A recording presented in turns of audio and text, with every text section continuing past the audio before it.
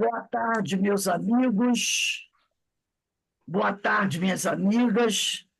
Nós estamos aqui na Sociedade de Estudos Espíritas Francisco de Assis, hoje, dia 28 de novembro de 2024.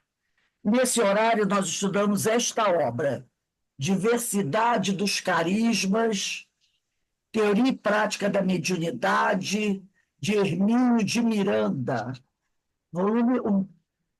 Estamos no capítulo 15, que tem por título Psicofonia. E nós vamos encerrando hoje aqui o item 7. Então, praticamente no penúltimo parágrafo do item 7. Então, vamos elevar o nosso pensamento ao alto, a Deus, a Jesus, nosso mestre, nosso guia, aos nossos amigos espirituais, agradecendo a oportunidade de estarmos aqui reunidos para estudar, para aprender, para crescer. Que o Senhor nos abençoe, nos fortaleça, nos proteja, proteja nossos familiares, potencialize as nossas energias, abençoe nossos bons propósitos, mas também pedimos, Senhor, por aqueles irmãos que se encontram em sofrimento, se encontram perdidos, desorientados, que estão em grande, grande sofrimento, que todos possam ser envolvidos, Senhor, pela sua misericórdia, pela sua compaixão. E nos dê a permissão, Pai, para iniciarmos os nossos estudos da tarde de hoje. Graças a Deus. Graças a Deus. Vamos dar início aqui. Eu vou começar um parágrafo antes, tá? Porque o parágrafo de hoje diz assim: se os dirigentes, eu vou ler o que está em cima. Vou começar pelo que está em cima. Achou, Eloá? Achou todo mundo, né? Então diz assim: creio que a autonomia das entidades manifestantes ficou bem característica em cerca de meia centena de narrativas reunidas sob o título Histórias que os Espíritos Contaram. É uma coleção de livros que ele publicou, né? Cada narrador é uma personalidade bem marcada nas suas atitudes, na linguagem, no tom de voz, na sua postura ante a vida. Essa coleção Histórias que os Espíritos Contaram são os depoimentos dos espíritos que vieram à mesa mediúnica onde ele trabalha. Então, eles gravaram todas as passividades e depois foram selecionando e publicando em livros. São, se eu não me engano, uns 5 livros. E o título da coleção é essa, História que os Espíritos Contaram. E o volume 1 também tem esse nome. Aí ele diz assim: se os dirigentes criaram exageradas inibições no médium, este não conseguirá dar autenticidade à comunicação. Então, se os dirigentes fizeram, né, como nós falamos aqui, exigiram tanto que os médios tivessem o comportamento enquadradinho, né, sempre ali, policiadinho, aquela coisa toda, não dando liberdade ao espírito de se comunicar, aí ele diz aqui: dificilmente esse médio poderá ser autêntico na comunicação. E mais, o espírito manifestante não logrará, quer dizer, não conseguirá sequer discordar do doutrinador, por sua causa da dominação que este exerce sobre o médium. Então, se o espírito quiser se manifestar, dizer qualquer coisa, tipo assim: ó, meu amigo, peraí, deixa eu falar, ele nem vai conseguir fazer isso, porque o médium, tão controlado pelo doutrinador, vai se fechar e não vai dar oportunidade ao espírito de criticar a postura dele.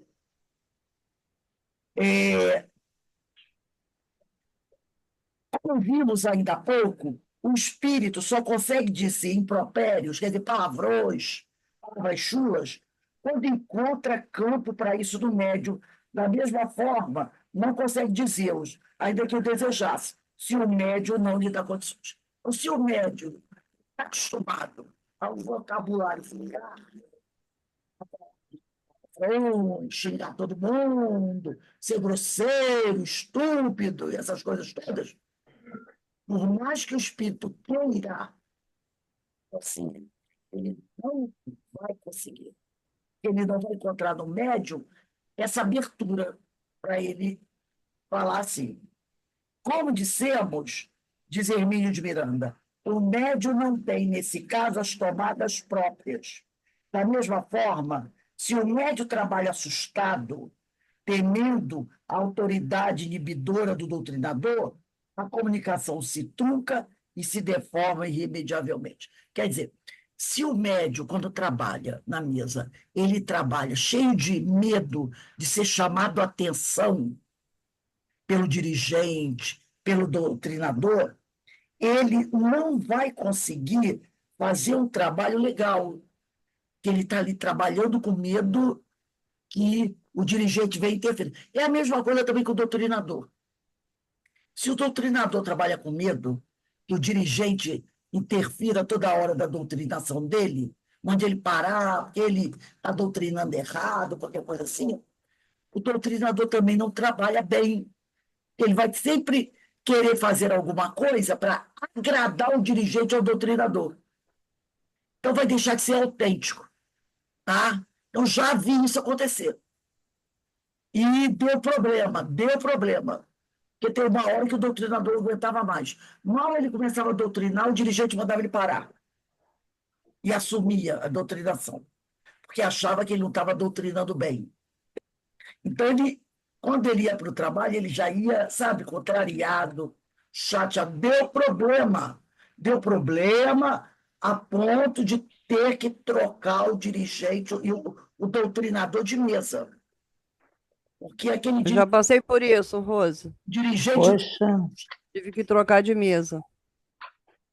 o dirigente não deixava o doutrinador fazer o trabalho. eu lembro disso. A gente não pode esquecer nunca que o dirigente ele tem um orientador espiritual, entendeu?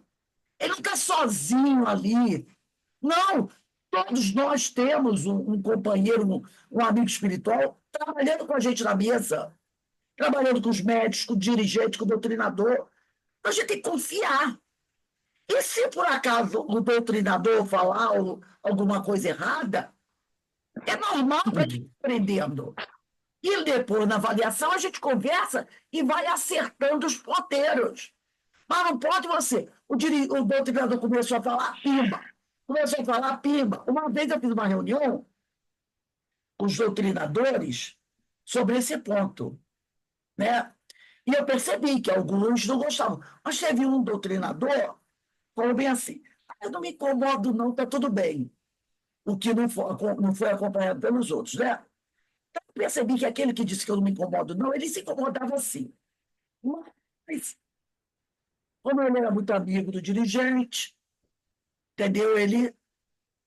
Mas é claro que você vai se incomodar. Você está desenvolvendo o trabalho, toda hora vem alguém interromper o teu trabalho. Não, para, deixa que eu termino.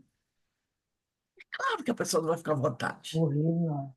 Vai ficar, eu duvido que fique. Tá? Duvido que fique. Então, eu muitas vezes falava isso para o dirigente, gente, para, deixa, não, mas já ficar. Então, parecia que não tinha uma coordenação espiritual.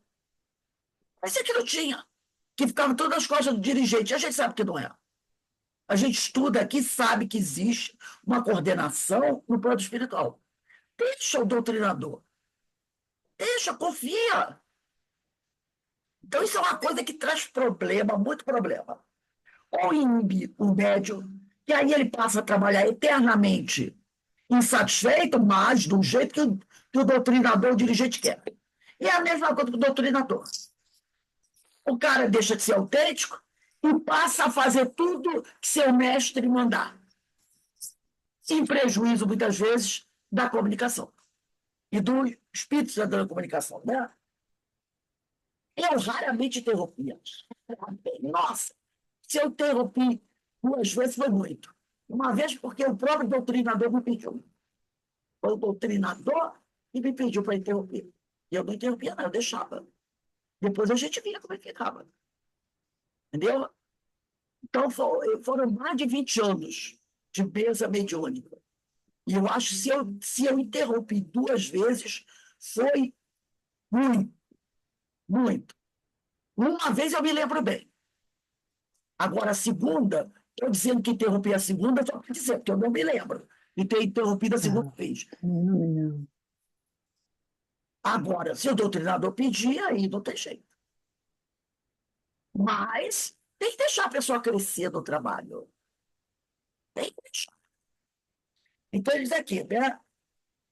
Há doutrinadores desastrados que, terminada a sessão, se dirigem aos médios para censurá-los publicamente por terem permitido que o espírito alterasse a voz, manifestasse sua indignação de maneira mais veemente ou ousasse discordar dele, doutrinador.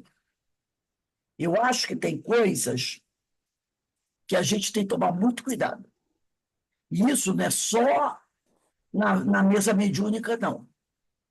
Na nossa vida de relação também. Ah, esse negócio de ficar pagando para as pessoas em público, eu acho isso muito, muito perigoso. Tá? É, sabe, sempre falar com a pessoa, não importa quem seja, com educação, tá? Com educação.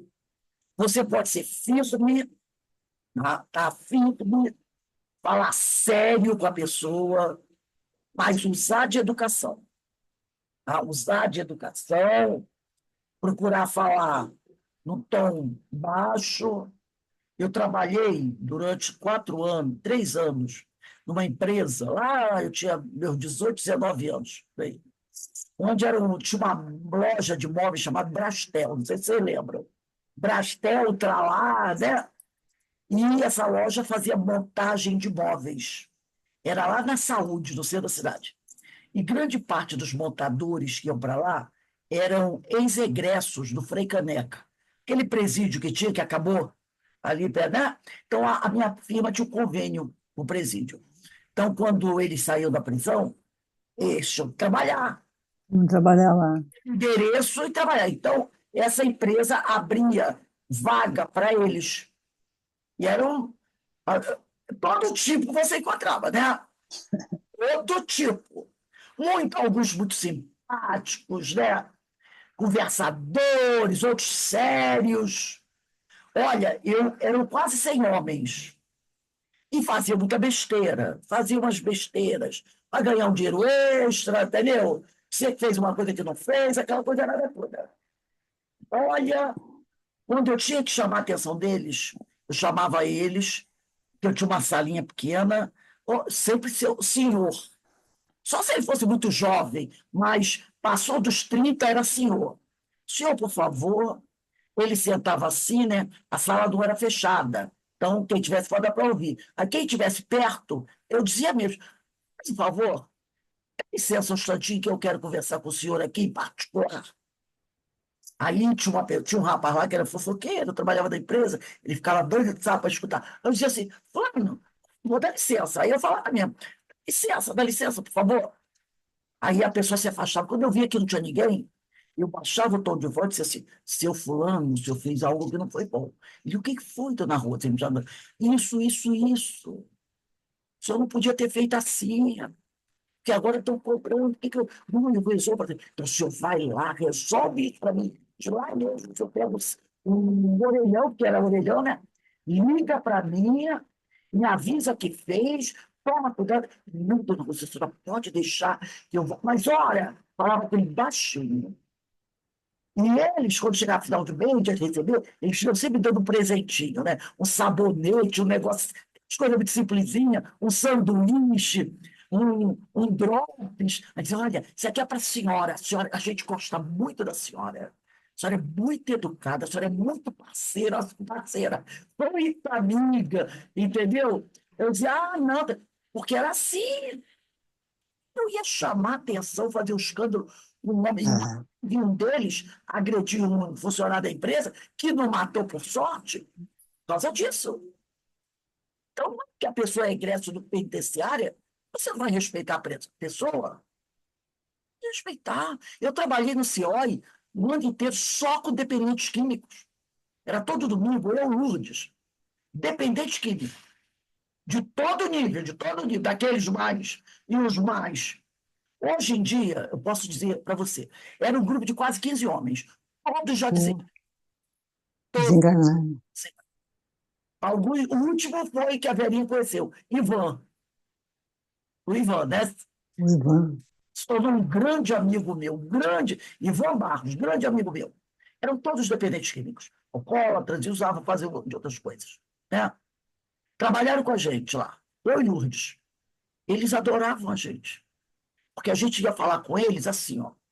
Eu tenho muito jeito para falar com esse pessoal. Eu dizia para ele, olha, eu trabalho com às 9 horas da manhã.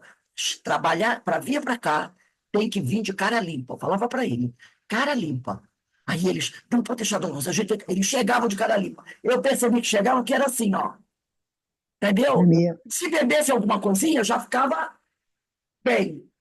Mas chegava mesmo assim, naquele delírio extremo. E depois que eles saíam dali, já viu, né? E eu de novo. Mas eles chegavam assim. E eu sempre conversei com eles com muita educação, sabe? Quanto mais a pessoa, assim, com essas dificuldades, mais você tem que envolver, mais educação você tem que ter com a pessoa, para ela se sentir acolhida. E não Verdade. ficar falando grosseiramente com a pessoa, entendeu?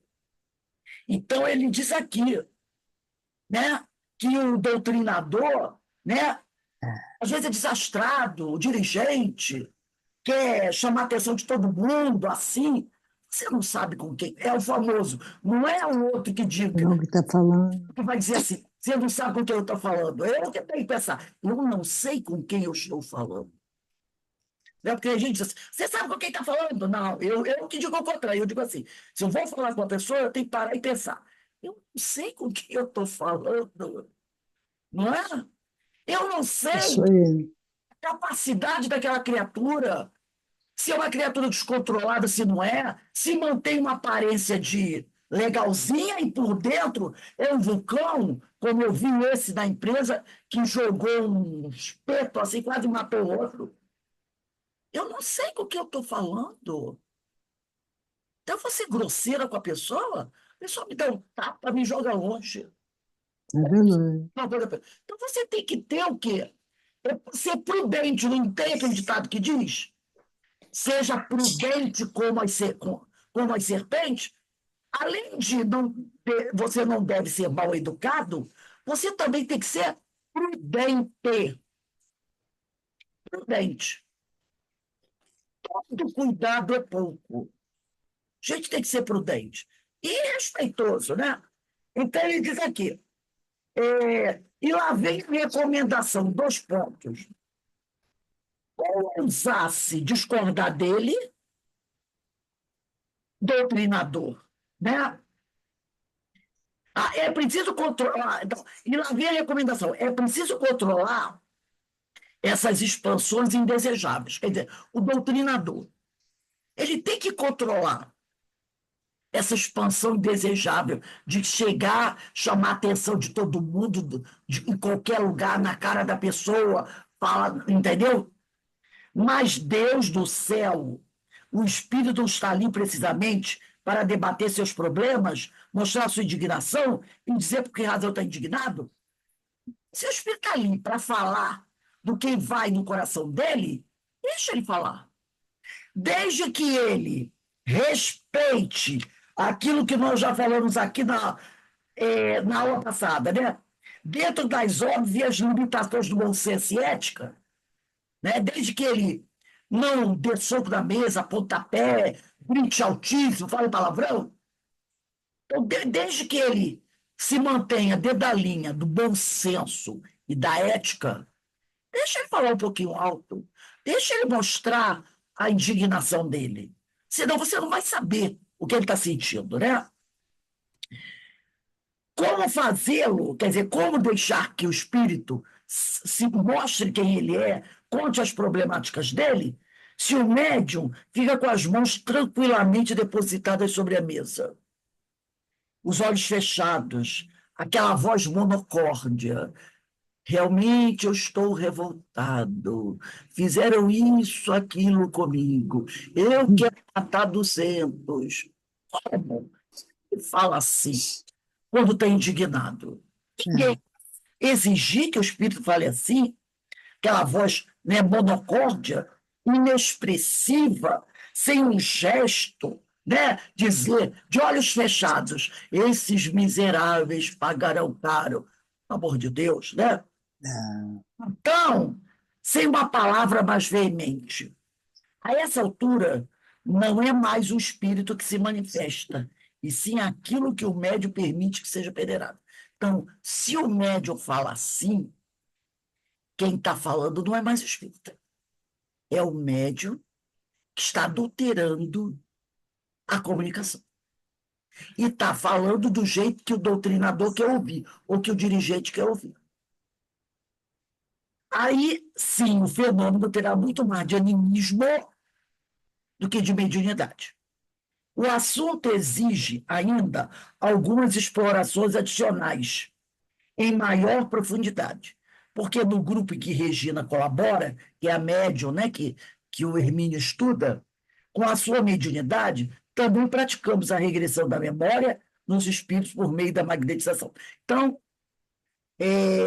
às vezes acontece também a regressão de memória, né, para o espírito. Então, ele agora vai falar sobre isso, sobre o momento que o doutrinador realiza a regressão da memória no espírito para que ele possa realmente colocar, né, um pouco mais da sua situação.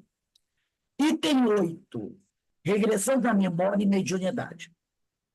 Duas posturas essenciais é necessário colocar aqui.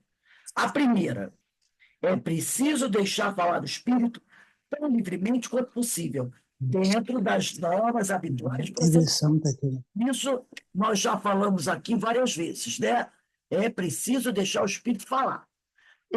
Desde que ele obedeça o bom senso, a ética, a educação, deixa ele falar, tá? Esse é o primeiro. A, a fim de que possamos ter uma visão nítida da sua problemática. Deixa ele falar para você saber exatamente o que ele está passando. Do contrário, não poderemos ajudá-lo. E mais, nessa fase de exame, nas profundezas das suas dores, ele não deve estar magnetizado ou hipnotizado. Então, quando ele chega para começar a dar o depoimento dele, o doutrinador não deve hipnotizá-lo e magnetizá-lo. Assim que ele chega, tá? Para deixar ele falar exatamente o que sente no momento. Então, não tem essa coisa de querer magnetizar, hipnotizar o espírito assim que ele chega. Ah, ele está meio revoltado. Vamos hipnotizar, vamos magnetizar para ele ficar controlado. Não, nada disso. Quando o espírito chega, deixa ele falar. E vai controlando, né? Às vezes o espírito pode até dar uma alterada um pouco maior, aí cabe ao doutrinador dizer para ele: meu amigo, baixa um pouco o tom de voz. Meu amigo, vamos conversar com mais equilíbrio, né? Afinal, você está aqui na nossa casa, e aqui a gente não usa dessas palavras que você está usando, né? Então, mantenha um pouco de calma, com educação, para ele perceber que ele também tem que dar uma maneirada, né? Aí eles aqui. Segunda observação. Mesmo depois de hipnotizado, se houver necessidade, ou magnetizado, e ele regredido no tempo, em busca de suas memórias passadas, né, que é pregressas passadas, ele não está à mercê da vontade e do arbítrio do doutrinador magnetizador. Ah, então tem que lembrar isso. Mesmo ele magnetizado, mesmo ele já fazendo a regressão de memória, ele não está à mercê do doutrinador. Tá? Então tem que tomar cuidado com isso. Aqui, ó, ele não está, vamos sublinhar isso, ele não está à mercê da vontade e do arbítrio, quer dizer, da decisão do doutrinador magnetizador. É certo que ele experimenta quase sempre uma compulsão de dizer coisas que, sob condições normais, ele não diria. Não, porém, que isso seja induzido. Ele tem vontade, é igual aquela pessoa que está passando por um momento difícil, ela está com vontade de abrir o verbo, de contar tudo, mas ela fica segurando, entendeu? E aí, às vezes, ela até diz assim para você: eu não vou falar tudo aqui, porque senão vai dar problema. Não tem gente que aí você vai conversar, está com problemão. Você fala, meu amigo, vai, conta aí o que está acontecendo com você. Não, eu nem queria falar, mas eu não vou falar. Não, porque vai dar problema.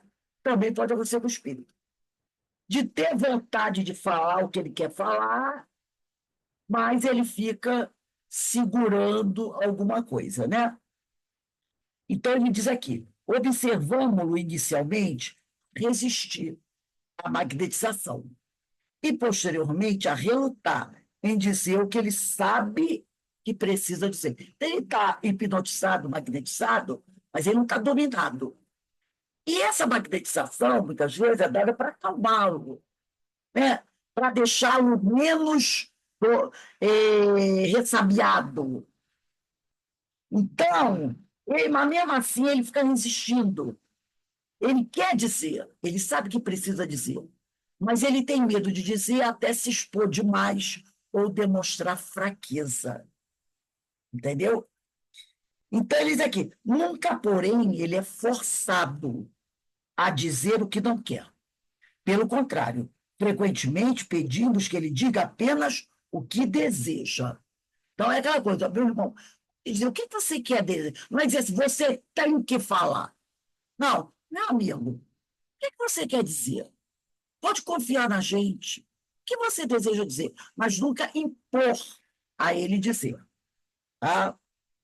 Dizemos, não é forçá-lo a contar sua história para satisfazer eventuais curiosidades, mas para que tome conhecimento dos fantasmas e das aflições que traz arquivados da sua memória e que ele bloqueou para esconder-se por algum tempo da dor. Então, é dizer, vai, confia na gente, fala. E quando ele começa a contar, ele mesmo começa a entrar em contato com as suas dores, com as suas aflições, que estão lá embutidas, enfiadas dentro da cabeça dele. Então, ele começa a falar, ele começa a buscar aquelas lembranças do passado, né? Os problemas que deram origem a problemas atuais, a situação. Então, ele começa a botar para fora essas coisas que estão trazendo essa agonia para ele, né? E que ele procurou esconder para tentar bloquear a dor. Ele, tipo assim, eu não quero me lembrar daquilo que eu fiz. Então, eu começo a esconder aquilo, maquiar aquilo, porque eu não lembrando, é como se eu não tivesse feito. Só que eu fiz. Eu fiz. Mas tem pessoas que são assim, né? Que você diz assim, fulano, lembra do ano passado? E não fala disso não, esquece disso. Esquece. Porque eu não gosto de falar dessas coisas. E às vezes é preciso falar, para você poder até encerrar o caso, né? Até resolver um caso. Mas tem pessoas que se fecham. Aí ele diz aqui, por isso, hipnotizado ou não, o espírito não apenas é deixado livre para expressar seu pensamento, suas emoções, mas até estimulado a fazê-lo, a fim de que possamos avaliar toda a extensão de sua dor, de suas angústias, e podemos, dessa maneira, ajudá-lo a resolver seus impasses. O tema específico da regressão da memória, cuidou o livro A Memória e o Tempo, que é um livro do próprio Hermínio de Miranda, muito bom, A Memória e o Tempo. Ao passo que algumas referências constam do livro Diálogo com as Sombras, também do Hermínio. Julgo oportuno, contudo, uma breve notícia aqui. Nós vamos falar de algumas coisas aqui. Eu pedi a vocês, eu não sei se vocês viram no apoio, tá? Eu pedi a vocês um livro, o Novo Testamento, pedi a vocês também aquele livro da Joana de Anjos, quem tivesse Amor Imbatível Amor. Eu pedi aí quem tivesse para a gente poder ler aqui e facilitar. O Novo Testamento e Amor Imbatível, Amor do Divaldo. E ele diz aqui, aí o Hermínio vai continuar falando. Depois de alguns anos de pesquisa teórica e experimental, com regressão da memória em seres encarnados, comecei a aplicá-la como valioso instrumento auxiliar ao trabalho mediúnico geral. Então, ele trabalhou, o Hermínio, com regressão de memória com pessoas encarnadas. E depois ele começou a aplicar a regressão de memória nos espíritos da mesa mediúnica. e, de modo especial, aos casos de doutrinação. A técnica de grande eficácia dos casos em que o espírito manifestante se coloca obstinadamente na posição de quem está apenas cobrando uma dívida. Então, ele está dizendo o seguinte: quando você pega aquele espírito cobrador, eu vim aqui porque ele fez isso comigo. Ele vai pagar o que ele fez. Esse é o cobrador. Para esses, regressão de memória é muito bom. É muito bom. Agora, tem o detalhe, como já foi estudado em capítulos anteriores, não é qualquer doutrinador que aplica a regressão de memória. Ele precisa saber aplicar. No caso do Hermínio aqui, ele trabalhou como terapeuta durante muito tempo, aplicando regressão de memória em encarnados. Então, ele tinha experiência. Aí ele resolveu aplicar no espírito desencarnado. Agora, ele diz aqui, para aquele que é cobrador, né, que está cobrando sempre os outros, é bom usar essa técnica. Ele diz aqui, né? A técnica de grande eficácia nos casos em que o espírito manifestante se coloca obstinadamente na posição de quem está apenas cobrando uma dívida, no exercício pleno, que ele acha que ele está no exercício pleno de um direito que lhe assegura as leis divinas. Ao vingar-se de alguém que no passado tenha cometido contra ele atrocidades e arbitrariedade.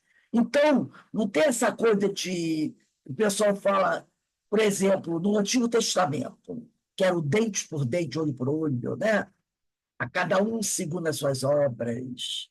Quem cometeu pecado tem que pagar pelos seus pecados. Ele se utiliza disso para justificar o que ele está fazendo. Mas a gente sabe que não é bem assim, né? Mas ele se utiliza até de passagens do Evangelho para dizer, olha só, eu não estou errado, não. Olha o que ele está dizendo aqui, a cada um segundo as suas obras. Cada um tem que pagar aquilo que fez. Ele se utiliza disso para se justificar. Aí ele diz aqui, né? Em princípio, isso é verdadeiro. O que é verdadeiro? Que todo mundo tem que responder pelos crimes que cometeu. Não é básico? É. Em princípio, isso é verdadeiro. Mas é fato que a lei autoriza, ou melhor, tolera ou permite a cobrança da dívida kármica. Por quê?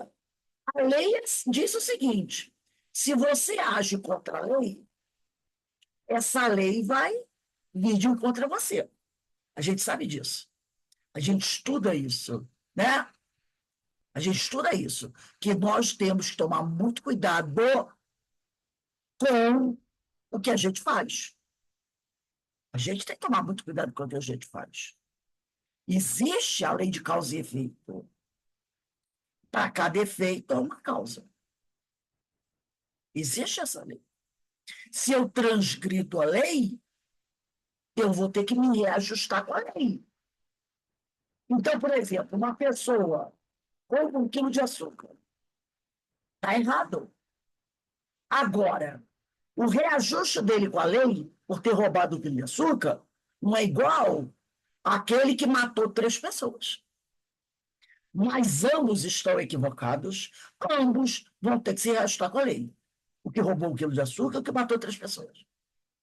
Essa lei vai agir sobre aquele que recebeu 1 quilo de açúcar de uma forma mais branda.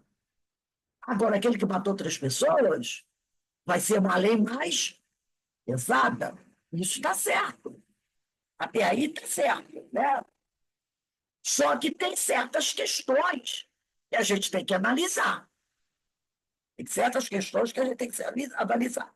Então, diz aqui, o Cristo advertiu a propósito que o pecador é escravo do pecado. Vamos lá pegar o Evangelho de João, que eu pedi para vocês pegarem, no capítulo 8, versículo 31 a 34. Eu botei lá no apoio. João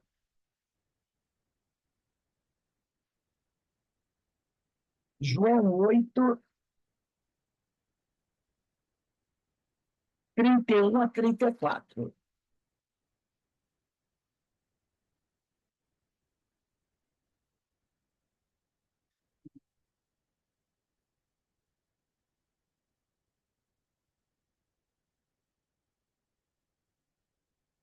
31 a 34, no Evangelho de João. Diz assim: E Jesus dizia aos judeus que nele creram: Se permanecerdes na minha palavra, serei meus verdadeiros discípulos.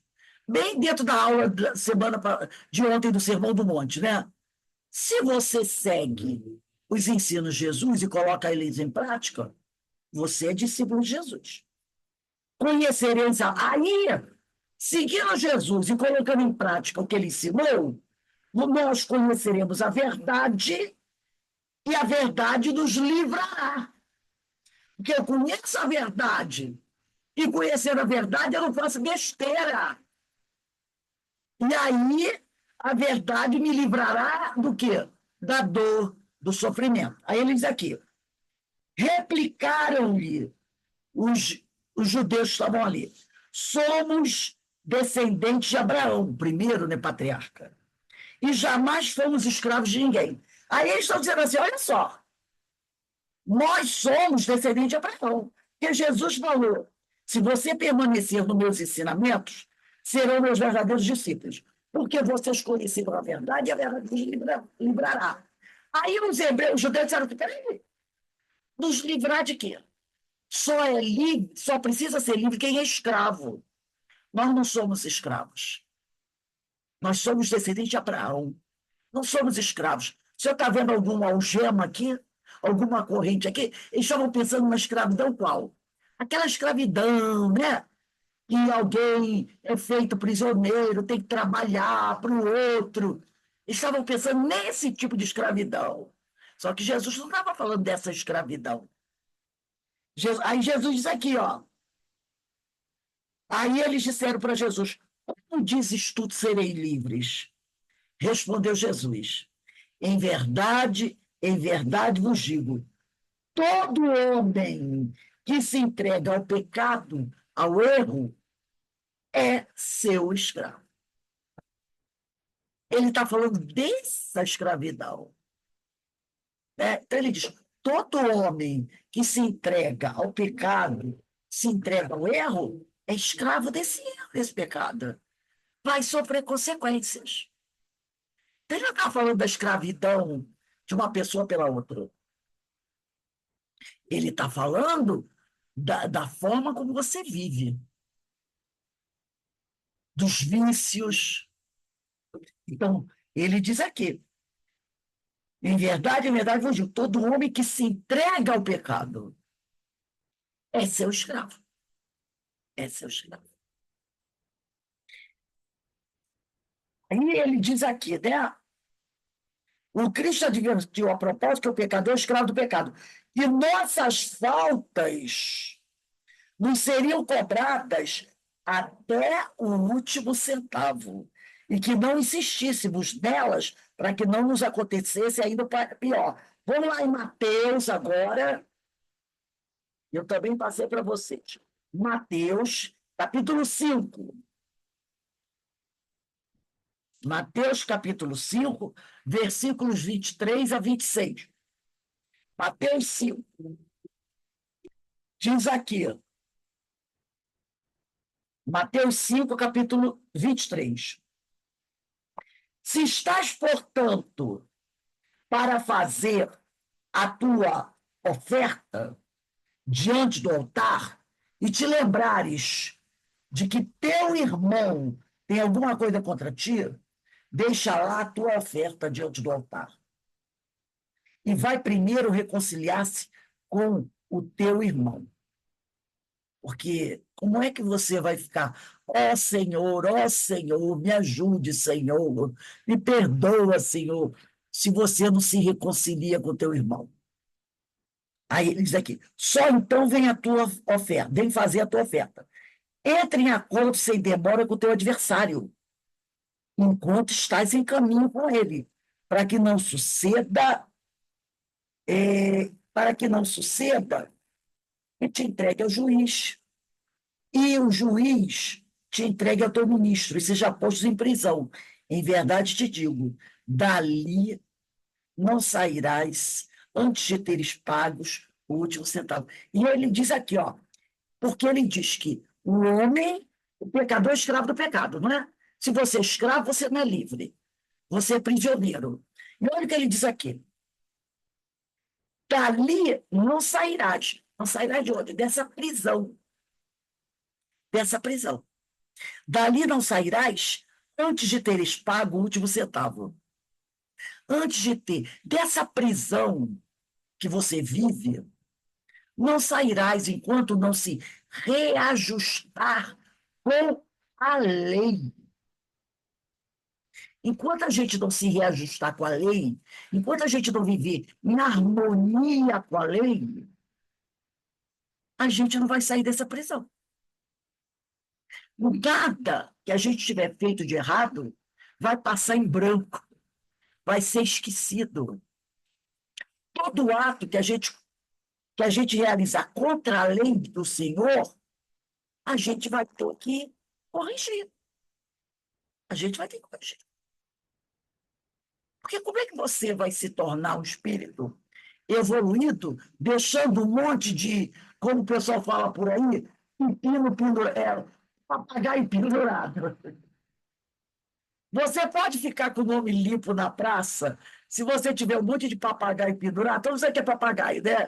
Dívida pendurada? Claro que não. Se você está sujo do SPC, como é que você quer receber aquele papel de nada custa para você poder fazer as suas compras, o seu crédito? Será que você até pode conseguir um amigo que trabalhe lá e dê um papel falso para você? Né? Faça um documento que não é verdadeiro, mas na lei divina não tem isso, não. Então, enquanto você não pagar suas contas, você não vai receber o nada custa. Não vai. Está sujo na praça? Tem que pagar suas dívidas. Tem que acertar a tua dívida com cada credor. Não importa que o tempo se leve. Agora, o dia que você pagar tudo, você vai dizer assim, devo nada a ninguém. Não é assim? Estou limpa. Posso ir lá fazer minhas compras, né? Estou limpa na praça.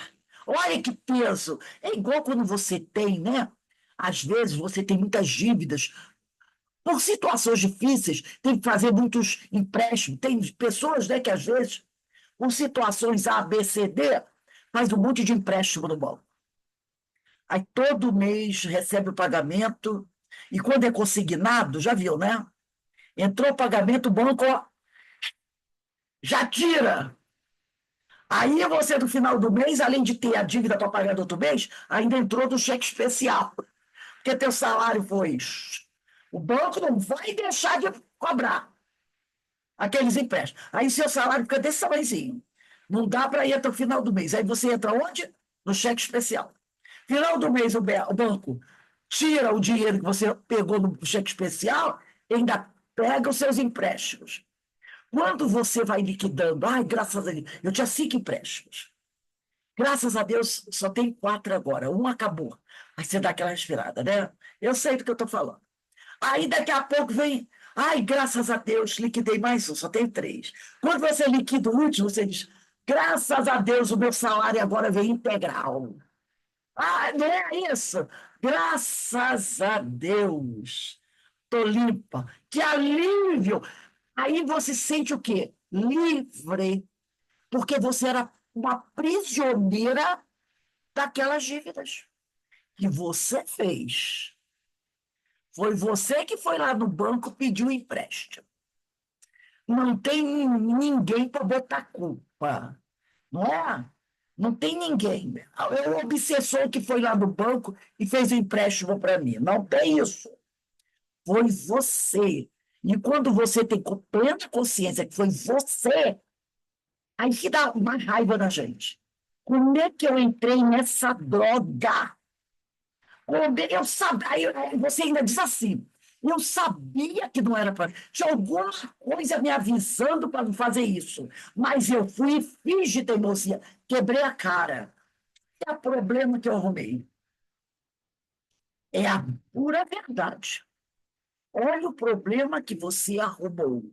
E às vezes não tinha nem necessidade daquilo. Mas agora vai ter que pagar tudinho para poder. Agora, quando aquilo acaba, meu Deus do céu, você se sente renovada. Graças a Deus, me livrei desse negócio. Liberdade. É disso que ele está falando. Então, ele diz aqui, né? E não adianta insistir para que não nos acontecesse ainda pior, né? Ele diz aqui: não há dúvida, portanto, de que ele, Jesus, caracterizou com nitidez incontroversa, quer dizer, indiscutível, conexão entre erro e dor, crime e reparação. Teve erro, vai ter dor. Cometeu crime, vai ter que reparar. Não tem como fugir disso. Se faça, ele diz aqui, ó, isso não quer dizer, contudo, que a vítima tenha de. Ah, ele diz aqui: não há dúvida, portanto, de que ele caracterizou com nitidez incontroversa a conexão entre erro e dor, crime e reparação. Então, errou, vai ter que se acertar. E muitas vezes o acerto vem através da dor. Cometeu crime, vai ter que reparar. É automático. Agora ele faz um alerta. Ele faz um alerta aqui. Tá? Ele diz aqui: isso não quer dizer, contudo, que aquele que é a vítima sofreu agressão tenha de tomar a vingança em suas mãos. Não é porque você foi agredido que o outro fez algo ruim com você, você tem que buscar vingança, tá? Ou assumir a postura de cobrador para que a reparação se faça perante a lei cósmica que regula o equilíbrio ético do universo. Então, a gente está com o Evangelho em Mateus, né?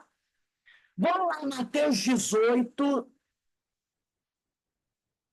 Mateus 18. Depois deixa o Novo Testamento aberto.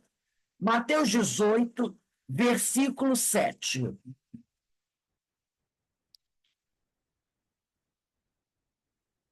Mateus 18, versículo 7. Então, ele está dizendo: não é porque você foi vítima de uma agressão, você tem o direito de buscar vingança ou se tornar um cobrador. Aí, em Mateus 18, versículo 7, diz assim: ai do mundo por causa dos escândalos. Eles são inevitáveis, mas ai do homem que os causa. Então, às vezes, quando alguém comete uma agressão contra você, é um escândalo. É um escândalo. Mas, né? Então, e também, quando você busca, não, eu quero justiça, né, famoso? Queremos justiça, me agrediu, eu quero justiça, eu quero justiça, eu quero justiça. E a justiça não veio, eu vou fazer a justiça. Pronto, você perdeu a sua razão. Perdeu a sua razão. O que o outro fez com você foi errado. Ai do mundo por causa dos escândalos. Ai do mundo. Mas, se você, para buscar justiça, vai praticar o escândalo, você vai ter que responder por ele. Ai do homem que causa escândalo. Não é porque alguém cometeu um escândalo contra você que você tem o direito de responder com um escândalo também. Então, por isso ele diz: ai do mundo por causa do escândalo, né? Ai do mundo por causa dos escândalos. E muitas vezes eles são inevitáveis. Agora, mas ai do homem que os causa. Então, você nunca estará justificado se você buscar responder à agressão que você sofreu com escândalo. Aí você perdeu a sua razão. É isso que ele está dizendo. ser vítima de uma agressão nunca justifica um ato de vingança. Aí ele vai dizer aqui, quer ele se vingue ou não, quer dizer, aquela pessoa foi agredida. Se ela se vinga ou não, o devedor tem seus ajustes programados. Inapelavelmente, por essa lei imburlável, essa lei que a gente não consegue enganar, como todas as que compõem o Código Divino. Então, ele está dizendo o seguinte, você se vingando contra aquele que te agrediu, ou não, ele que te agrediu vai ter que se ajustar com a lei. Ele vai ter. Se você não se vingar, ele vai se ajustar com a lei. Se você, mesmo você se vingando, ele vai ter que se ajustar com a lei. Ele não vai escapar da lei. Então, para que você vai se vingar? Você vai querer que ele pague 2 vezes? Pela lei, que ele vai ter que responder, e por você? Ninguém foge da lei. Então, você não tem que ficar preocupado em fazer justiça com as próprias mãos. Ele não vai fugir dessa lei. Ele não vai fugir. Só a vingança, o cara que se vinga é aquele que não sabe disso. É aquele que acha que, se eu não me vingar, ele vai passar em brancas nuvens. Ele não vai responder pelo crime dele. Mas ele esqueceu que Jesus disse que ninguém sairá daqui antes de pagar até o último centil. Ninguém vai sair daqui do planeta Terra, desse planeta de povos expiações, enquanto não se acertar com a lei, enquanto não corrigir tudo que fez de errado. Não vai ter essa coisa de comprar um bilhete do cambista para entrar ali sem ter o direito. Ah, não, eu vou entrar no planeta de regeneração, que eu vou comprar o ingresso do cambista. Entendeu? Eu vou lá no cambista, aí o cambista vai me vender um ingresso falso. Com esse ingresso falso eu vou entrar. Ninguém vai perceber que eu entrei. Não tem isso, não. Jesus falou, ninguém vai sair daqui enquanto não pagar tudo que tem que pagar, enquanto não se reajustar com a lei. Então, por que eu vou pegar? Ah, me procurar vingança, eu só vou arrumar problema para mim. Só vou arrumar problema para mim. Entendeu? Agora, quem não sabe disso, aí corre atrás da vingança. Aí arruma problema. Aí arruma problema e não é problema, não. Aí ele vai dizer aqui, né? Porque essa lei divina ninguém consegue burlar. Então, ele diz aqui: antes de ser cometida contra indivíduos, as nossas faltas são primariamente contra a lei. Quando eu busco a vingança, eu não estou primeiro agindo contra aquele que eu quero me vingar. Eu estou primeiro agindo contra a lei divina. Ah, por exemplo, Verinha me fez uma coisa ruim. Eu quero me vingar. Vou fazer uma coisa ruim contra a Verinha. Na realidade, a coisa ruim que eu estou fazendo, em primeiro lugar, não é contra a Verinha. É contra a lei divina. Depois, contra a Verinha. Então, qualquer ato de vingança, a primeira ofensa não é a pessoa que você quer matar, liquidar, prejudicar. É contra a lei de Deus. O teu primeiro ato na vingança é contra a lei divina. É isso que ele está dizendo. Ele diz aqui, ó, antes de ser cometida contra indivíduos, as nossas faltas são primariamente contra a lei. E a lei teremos de responder por elas, mais do que a vítima. Então, eu vou ter que responder mais perante a lei divina do que pela Verinha, pelo ato que eu fiz contra ela. Vou ter que me ajustar com ela, sim, mas eu vou ter que responder muito mais pela lei divina contra o ato que eu pratiquei contra ela. Aí ele diz aqui, e por isso, quando alguém assume o papel do vingador ou do cobrador, dá-se mal, porque reabre o ciclo da dor. Ele fez para mim, eu faço para ele. Aí ele abre, entendeu? A gente fica naquele círculo vicioso. Abre o ciclo da dor, que virá como reação futura. Eu senti a dor pelo mal que o outro me fez. Aí eu me vingo, novamente eu estou proporcionando o quê? Dor a mim mesmo. Agora não é o outro que está me fazendo sofrer, sou eu mesmo que estou me fazendo sofrer.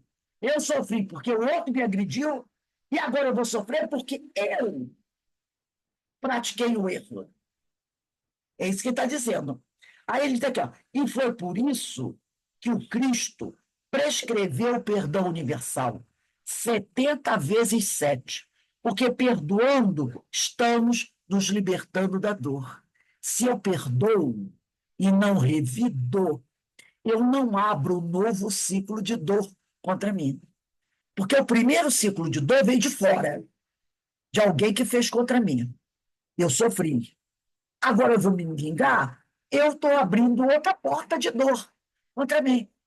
Aí, por isso que o pessoal diz: preciso de inimigo maior? Estou sofrendo pelo que o outro fez para mim. Agora eu vou sofrer por algo que eu vou fazer contra mim.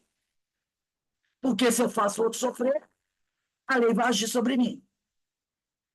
Por isso Jesus falou: perdoai 70 vezes 7. Está lá em Mateus, que nós estamos aí com Mateus aberto, 21, 22. Mateus capítulo 18, 21, 22. Jesus disse aqui, ó.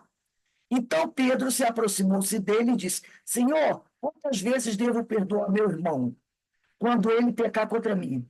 Até 7 vezes? Respondeu Jesus: não te digo até 7 vezes, mas até 70 vezes 7. Eternamente. Por isso que você vai entender agora que eu tenho que perdoar 70 vezes 7. Quer dizer, perdoa 70 vezes 7, perdoa indefinidamente, né? Que você não abra outro ciclo de dor. Que a vingança é isso. É você. Poxa, eu estou sofrendo, que ele fez isso comigo, eu estou sofrendo muito. Aí eu vou me vingar? Eu estou abrindo outro ciclo de dor contra mim. Agora não vou sofrer uma vez, que o outro me agrediu. Eu vou sofrer 2 vezes. Agora, essa segunda vez vai ser muito pior do que a primeira. Porque na primeira tem os atenuantes. Fulano fez isso contra mim. Aí a espiritualidade vem, me ajuda, né? Me ampara, eu sou a vítima, entre aspas. Eu recebo, né, as orações dos amigos, tudo mais, que alivia a minha dor. Bem-aventurados aflitos, que eu vos aliviarei. Mas quando eu vou com a faca para fazer o outro sofrer, aí não tem alívio. Ó, a dor vem em cima de mim. Eu vou sofrer novamente. Só que dessa segunda vez fui eu que próprio me feri.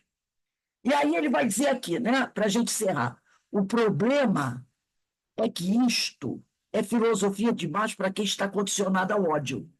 Esse discurso que a gente está fazendo aqui, essa conversa que a gente está tendo aqui sobre isso, aquela pessoa que está acostumada a odiar, a buscar vingança, para ele isso não tem efeito. Para ele isso é vã filosofia, isso é bobagens, né? Para aquela pessoa, né, devoradora, que é ligada à paixão da vingança, tem-se a ilusão de que a vingança aplaca as dores. A pessoa que busca se vingar, ela pensa que a vingança vai diminuir a dor dela. Eu vou ver o outro sofrendo, eu vou ficar aliviado, né?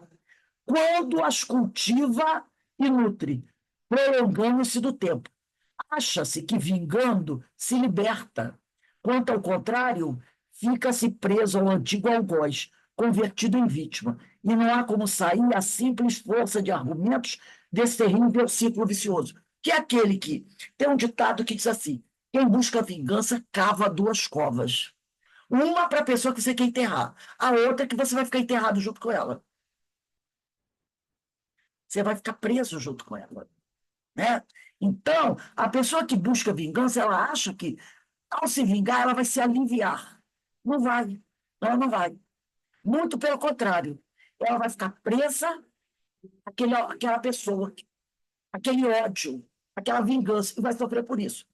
Para a gente encerrar, eu vou pedir 2 textos. O primeiro texto, eu vou pedir o Evangelho segundo o Espiritismo, capítulo 12, item 9. Eu vou pedir para vocês me ajudarem aí.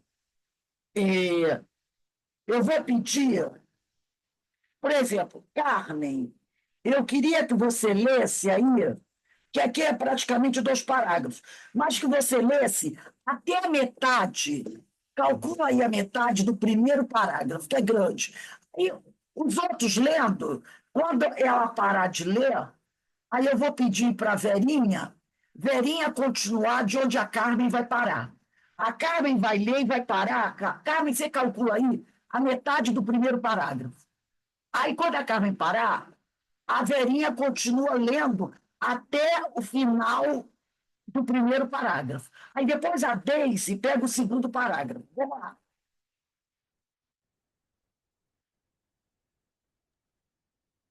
A vingança. A vingança é um dos últimos Do Carmen, que o som para remanescentes. mim está baixo. Abaixo? Para mim Você tá está bom. ouvindo a Carmen? Está ouvindo Perfeitamente. alto a Carmen? Estou ouvindo. Fala aí, Carmen. Deixa eu chegar mais perto. Fala Deixa aí. eu chegar abaixo. Agora tá bom, tá bom. Então, vamos lá. A vingança é um dos últimos remanescentes dos costumes bárbaros que tendem a desaparecer dentre os homens. É como o duelo, um dos derradeiros vestígios dos hábitos selvagens sob cujos guantes se debatia a humanidade no começo da era cristã. Razão porque a vingança constitui indício certo do estado de atraso dos homens que a ela se dão e dos espíritos que ainda as expirem. Portanto, meus amigos, nunca esse sentimento deve fazer vibrar o coração de quem quer que se diga e proclame espírita.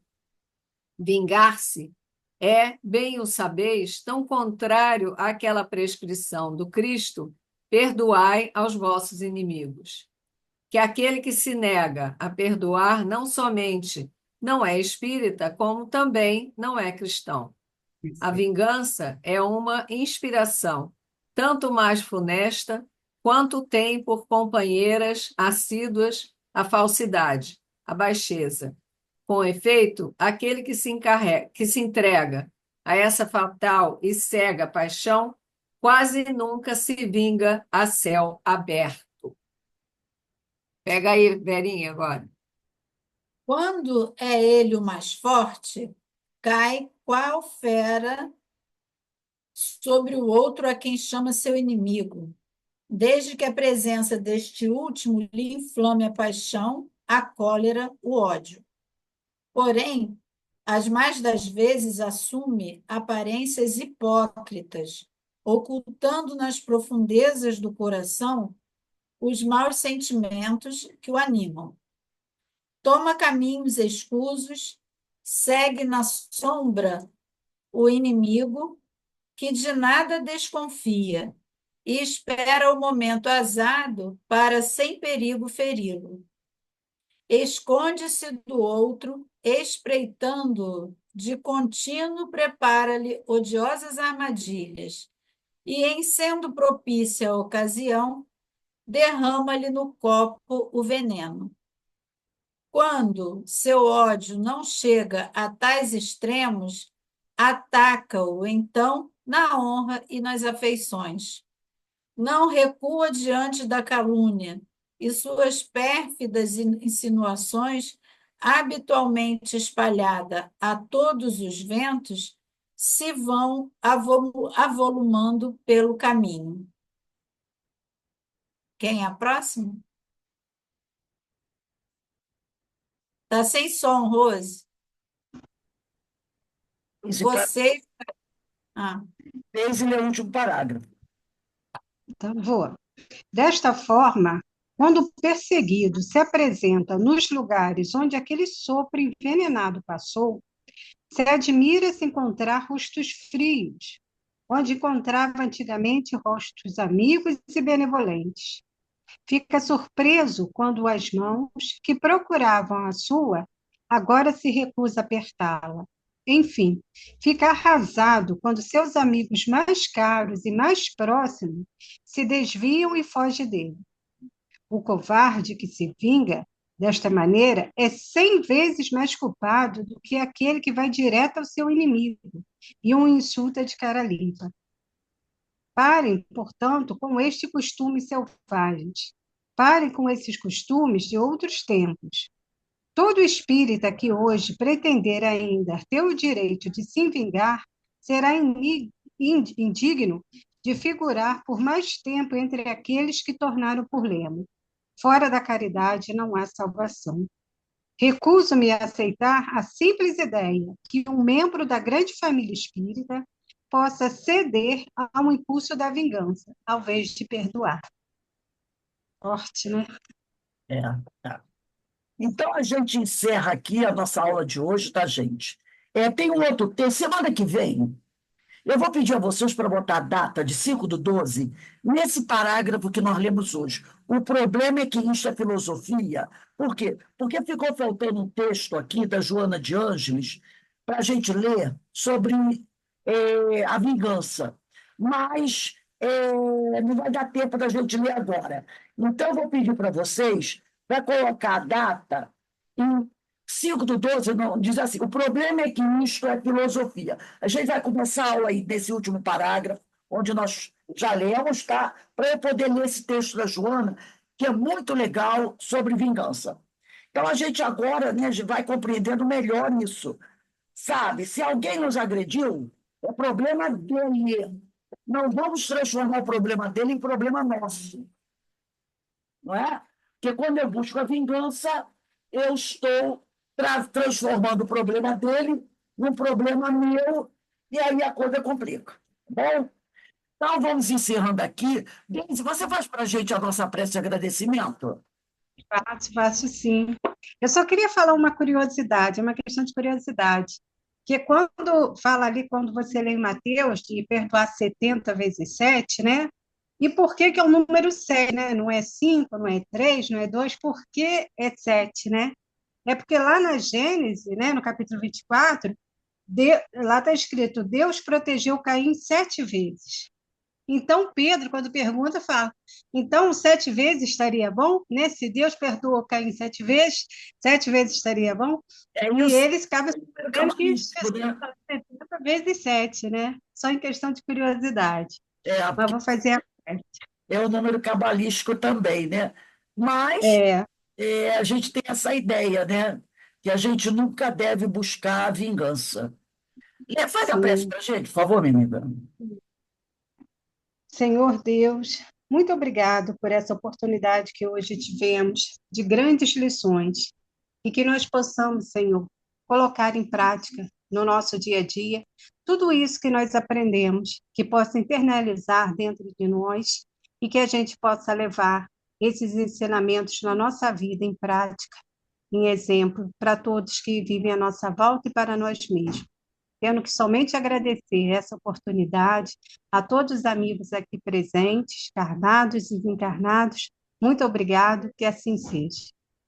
Graças a Deus. Então, meus irmãos, eu deixo vocês aí com a Denise. Quando for 5h30, a gente retorna para o estudo do Primícias do Reino, tá? Carmen, você faz a leitura do Preparo e a Prece da nossa palestra de hoje? Nós vamos receber aqui a nossa amiga Cristiane Berriel, que ela vai encerrar hoje o capítulo 5 do Evangelho, que é o versículo, que é os itens 29, 30, 31, que é sacrifício da própria vida e proveito dos sofrimentos para outrem, às 18h40. Agora a Denise vai pegar o Primícias do Reino. Uma boa noite para todos vocês, tá? Que Deus abençoe a todos nós.